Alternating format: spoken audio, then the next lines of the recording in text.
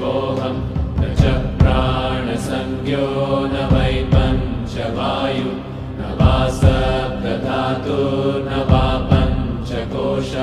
न वा पाणिपादं न चोपस्थपायु चिदानन्दरूप शिवोऽहं शिवोऽहं चिदानन्दरूप